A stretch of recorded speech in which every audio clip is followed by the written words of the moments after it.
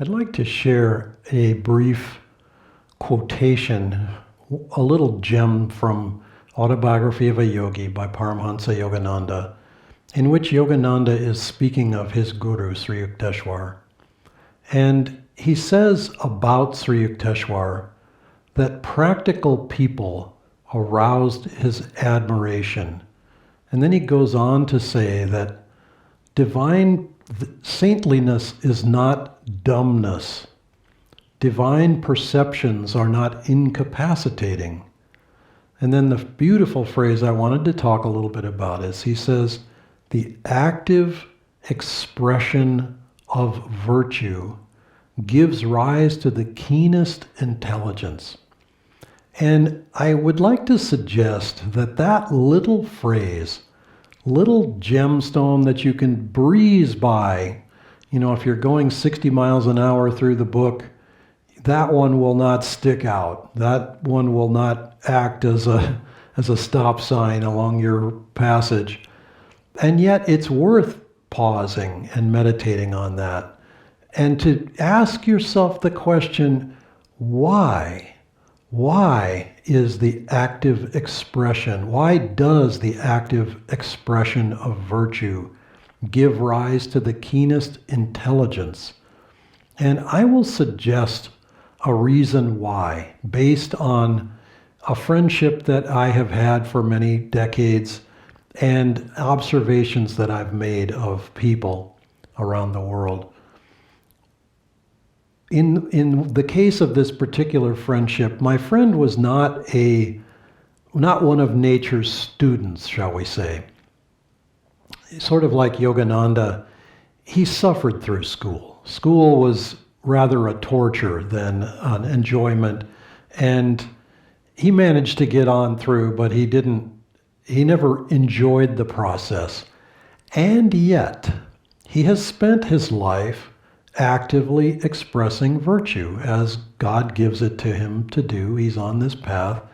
And I have watched the keenest intelligence arise in him, even though you wouldn't necessarily call it an educated intelligence in the sense of he hasn't been told what to think or even how to think.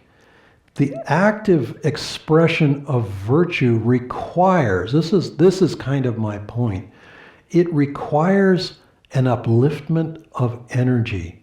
The energy must be rising, and if the energy is rising, it will, in time, give rise to the keenest intelligence. Why? Because it activates the energy in our mind, in our consciousness, in our awareness.